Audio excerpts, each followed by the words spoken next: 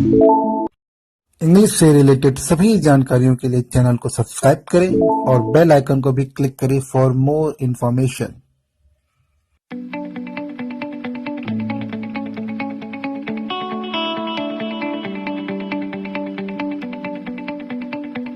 नमस्कार दोस्तों, यह वीडियो है क्लास 9 के सिलेबस के लिए। आपको दिख रहा है इंग्लिश लिखा है, ठीक है, और APJ अब्दुल कलाम का पिक्चर बना हुआ है। ये राजीव प्रकाशन की बुक है।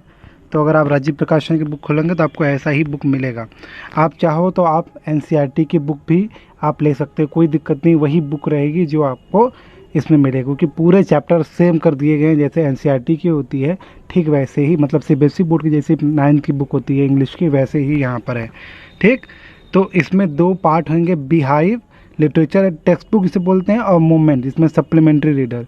तो बीहाइव में आपके 2 लेसन होंगे, मतलब 2 टाइप्स के होंगे, एक प्रोज एक पोइट्री। अभी देखते हैं, ठीक है। इस बुक को लिखा है सुरेंद्र कुमार वट ने, ठीक है, राजीव प्रकाशन की बुक है। देखिए बीहाइव मैंने कहा था ना, प्रोज और पोइट्री सेक्शन आएगा। कंटेंट की बात करें इसमें क्या क्या आएगा, प्रोज पोइट्री सेक्शन आएगा। तो जो मैंने देखिए जो आपको दिख रहा है येलो रंग का हाईलाइट हुआ है वो पोयम है, ठीक है। जो ऊपर जो पहला है वो क्या है, वो प्रोज है। तो पहला लेसन क्या है, द फन दे हैड, ठीक। इसको लिखा है इसाक एसिमोव ने लिखा है। ये कहानी सिंपल एक फ्यूचर से रिलेटेड कहानी की, फ्यूचर में हम जाएंगे तो पास्ट की चीज़ें कैसे सोचेंगे, तो वो कहानी है। फिर द रोड नॉट टेकन, ये एक पोयम है जिसमें जो कवि हैं वो कल्पना कर रहे हैं कि सड़क पे ऐसी सड़क जहाँ पे कोई नहीं गया है, तो उसकी कल्पना कर रहे हैं, ठीक। फिर इसके बाद सेकेंड लेसन जो है वो द साउंड ऑफ म्यूज़िक है। इसमें 2 पार्ट है, मतलब 2 लोगों के बारे में बताया गया है। एल्विन ग्लेनी, उनके बारे में बताया गया है, और बिस्मिल्लाह खां भारत के हैं, आपको पता ही होगा, और एल्विन ग्लेनी। तो ये द साउंड ऑफ म्यूज़िक के 2 लेसन अलग अलग हैं। तो एल्विन ग्लेनी और बिस्मिल्लाह खां, ये 2 अलग अलग लेसन आप पढ़ोगे, अलग अलग व्यक्तियों के बारे में। फिर विंड, ये पोयम है, ठीक है, सुब्रमण्यम भारती लिखा है इसको। फिर थर्ड लेसन है द लिटिल गर्ल, ठीक, इसको लिखा है कैथरीन मैंसफील्ड ने लिखा है।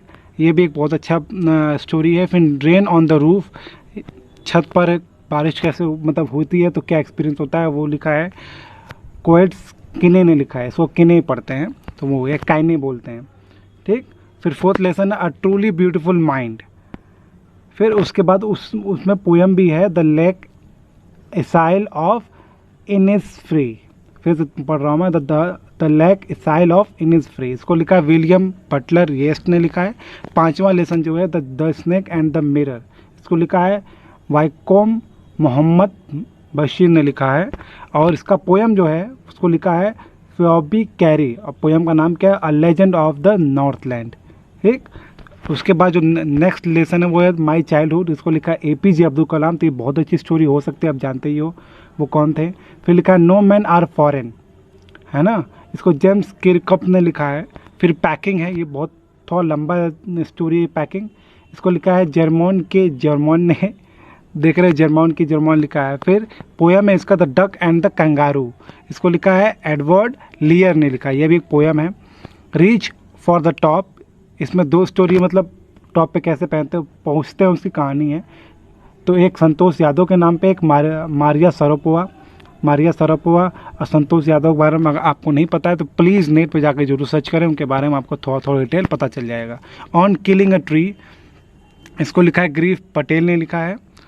फिर 9th लेसन है द बाउंड ऑफ लव, इसको केनेथ एडरसन ने लिखा है।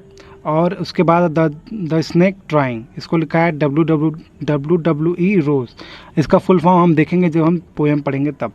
याद रखिएगा, मैं सब पोयम और सब चैप्टर बताने की कोशिश करूँगा। अगर आप से मैं रिक्वेस्ट कर रहा हूँ कि क्या आप चाहते हो कि मैं राजीव प्रकाशन वाली बुक से पढ़ाऊँ या NCERT वाली बुक से, क्योंकि सब सेम है, बस आपको जो पन्ना है, पन्ने की क्वालिटी थोड़ी अलग पड़ जाएगी, अदरवाइज सब सेम मिलेगा आपको, ठीक है। और इसमें क्या है, इस राजीव प्रकाशन में एक क्वालिटी अच्छी थोड़ी दे दी गई है कि अब हर एक पैराग्राफ का मीनिंग दे दिया गया है हिंदी में, ठीक। तो कुछ हद तक अच्छा है लेकिन ख़राब भी है, क्योंकि अगर आप मीनिंग पढ़ने लगोगे तो आप जो एग्जैक्ट इंग्लिश वर्ड है वो सब नहीं पढ़ोगे, आप सिर्फ हिंदी पढ़ के निकल जाओगे। तो नुकसान भी है और फ़ायदा भी है, ठीक है। तो आपका मन, आपको जो पसंद करें मुझे कमेंट बॉक्स में बताइए, क्योंकि मैं वीडियो जल्द ही आपको बनाकर दे दूँगा। फिर लिखा है काठमांडू, ये 10वां लेसन है, 10वां प्रोज लेसन बोल सकते हैं, विक्रम सेठ ने लिखा है। और उसी का मतलब उसी पार्ट में पोयम आता है, a slumber did my spirit seal. ठीक है, ये विलियम वर्ड्सवर्थ ने लिखा है, बहुत ही फेमस पोएट थे ये। तो ये सब पोयम थे, 10 पोयम और 11 प्रोज थे, मतलब 11 प्रोज के लेसन होंगे इसमें बिहाइव में, और 10 poem. If I were you, ये कल्पना है कि अगर मैं आप होता तो क्या होता। डॉगलस जेम्स ने इसको लिखा है। ये बिहाइव एक बुक है ये, या एक पार्ट बोल सकते हो आप। जैसे हम प्रोज पोइट्री पढ़ते हैं फिर सप्लीमेंट्री पढ़ते हैं अलग से ना, तो सप्लीमेंट्री अलग है। सप्लीमेंट्री को कहा गया है मूवमेंट नाम दिया गया है। इसमें भी आपको जो मिलेंगे वो अप्रॉक्स 10 लेसन मिलेंगे, देख लीजिए, है ना। तो पहला जो लेसन है द लॉस्ट चाइल्ड है, मुल्क राज आनंद ने लिखा है इसको। द एडवेंचर ऑफ टोटो, इसको रस्किन बॉन्ड ने लिखा है ना, मिस्टर बॉन्ड ने नहीं, रस्किन बॉन्ड ने। फिर होता है Iswaran the storyteller, R K Laxman बहुत फेमस राइटर थे। उनकी हम दूरदर्शन जो टीवी चैनल आता है ना, उस पर भी इनका शो आता था, आर के लक्ष्मण का। फिर इन द किंगडम ऑफ फूल्स, इसको ये लिया गया है कन्नड़ फोक टेल मतलब होता है जो ऐसी कहानियाँ जो हम लोग हर एक गाँव में सुनते हैं, तो उसकी बुक बन जाना।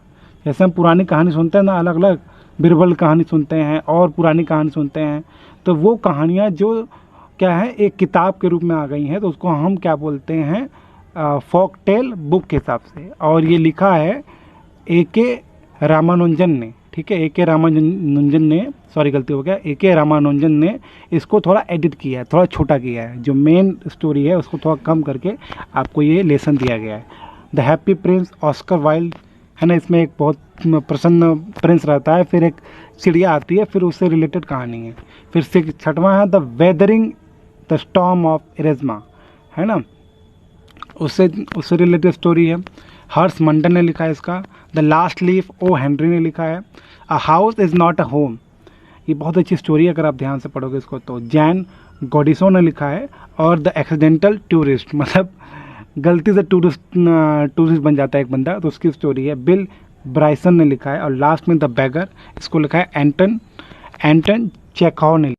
बहुत ही अच्छे तरीके से इसको लिखा है। अब हम बात करेंगे ग्रामर सेक्शन की। तो ग्रामर की बात करें तो ग्रामर में आता है पार्ट्स ऑफ सेंटेंस, सबसे पहला पार्ट, मतलब चैप्टर एक तरीके से बोल सकते हैं, जिसमें हम बात करेंगे सेंटेंस के कितने पार्ट होते हैं और उसके बारे में बात करेंगे कि वो पार्ट कैसे कैसे और डिवाइड हो सकते हैं। फिर इसके बाद है parts of speech. Parts of speech में हम बात करेंगे दो अलग अलग तरीके के जो वर्ड होते हैं, बोल सकते हैं वैरायटी ऑफ वर्ड, जैसे नाउन, प्रोनाउन, एडजेक्टिव, एडवर्ब, है ना, होते हैं ना। फिर प्रीपोजिशन, कंजंक्शन, इंटरजेक्शन, तो वो सब जो होता है वो पार्ट्स ऑफ स्पीच में आता है। तो वो सब हम पढ़ेंगे, पूरा डिटेल में पढ़ेंगे, अच्छे तरीके से पढ़ने की पूरी कोशिश करेंगे इस पार्ट में। ठीक है, समझ में आ गया। तो पहला पार्ट्स ऑफ सेंटेंस आपको पढ़ना होगा, फिर पार्ट्स ऑफ स्पीच पढ़ना होगा, जो 8 अलग अलग प्रकार के होते हैं। इसके बाद जो आता है वो आता है आर्टिकल। क्या आता है? आर्टिकल ए एंड द, मतलब डेफिनेट आर्टिकल, इनडेफिनेट आर्टिकल। मैं पूरा जैसे बुक में आपको दिया होता है एक एक पॉइंट, एक एक पेज का मैं लिंक तो नहीं दे पा रहा हूँ, पर मैं आपको पॉइंट बता दे रहा हूँ जो आएगा। ठीक है, क्योंकि ग्रामर की जो ऑफिशियल बुक है वो अभी मार्केट में नहीं आई है, तो जब मार्केट में आ जाएगी तो आपको वो पॉइंट आपके पास मिल जाएगा। ठीक है, तो आर्टिकल में जो ए एंड द वाला होता है, डेफिनेट और इनडेफिनेट, वो हम पढ़ेंगे। फिर टेंस आएगा। टेंस में आपको पढ़ना है present tense, past tense, future tense. फिर उसके रूल्स, उसके रेगुलेशंस, उसके एग्जाम्पल, उसके एक्सरसाइजेज हम सब करेंगे। ठीक है, मैं कोशिश करूँगा आपको एक्सरसाइज करवाने की भी, जो आपके पास बुक होगी उसके हिसाब से मैं एक्सरसाइज कराने की कोशिश करूँगा। तो ये tense, parts of sentence, parts of speech, article और टेंस, ये शुरू के 4 चैप्टर हैं। फिर इसके बाद जो चैप्टर है वो है लेटर और एप्लीकेशन। ठीक है, लेटर और एप्लीकेशन आपको पढ़ना होता है, इसमें से कोई एक आपको एग्ज़ाम में लिखना होता है। अच्छे तरीके से पढ़ने की पूरी कोशिश करें लेटर और एप्लीकेशन की, और मैं ही बताने की पूरी कोशिश करूँगा आपको। नया तरीका है। फिर पंचुएशन आपको पता ही होगा क्या होता है, मैं थोड़ा सा हिंट दे दे रहा हूँ। पंचुएशन क्या होता है, जिसमें हम सही तरीके से कॉमा, क्या लेटर को कैपिटल लिखना है कि नहीं लिखना है, फुल स्टॉप कहाँ लगाना है, क्वेश्चन मार्क कहाँ लगाना है, ये सब पंचुएशन होता है। इसके बाद आएगा पैसिव वॉइस। पैसिव वॉइस क्या होता है? Active passive voice. वाक्य को अलग अलग तरीके से बोलना होता है ना। मैंने तुम्हें पैसा दिया, है ना, तो इसके क्या बोल सकते हो, तुम्हें पैसा मेरे द्वारा मिला। उसके बाद आता है एसे, डिस्क्रिप्टिव पैराग्राफ। वही मतलब है ऐसे आपको एक पैराग्राफ रहेगा, उसको आपको लिखना होगा, जैसे काऊ पे और भी कई, काऊ पे माय फेवरेट स्पोर्ट। फिर उसके बाद एक्सरसाइज है, एक्सरसाइज आपको भी करना पड़ेगा। ढेर सारी एक्सरसाइजेस उसमें होंगी आपके बुक में अगर ग्रामर खरीदोगे तो। उसके बाद लास्ट में है ग्रामर रिवीजन। ये आपको नॉर्मली दिसंबर जनवरी में पढ़ना है, ठीक। तो ज़्यादा ग्रामर ज़्यादा बड़ा नहीं है, ग्रामर आपका छोटा है, बहुत ही बेस है। अगर आपको ठीक ठाक हल्का फुल्का ग्रामर आता है तो आप कर सकते हो, ठीक है। तो ये है आपका लास्ट पॉइंट। इससे मतलब ये पूरा जो सिलेबस है, इसमें अगर कोई दिक्कत कोई परेशानी हो आप तो कमेंट ज़रूर करें, और वीडियो को अच्छा लगे तो लाइक करें, शेयर करें और सब्सक्राइब करें, ठीक है। और अंत में thank you so much for watching this video.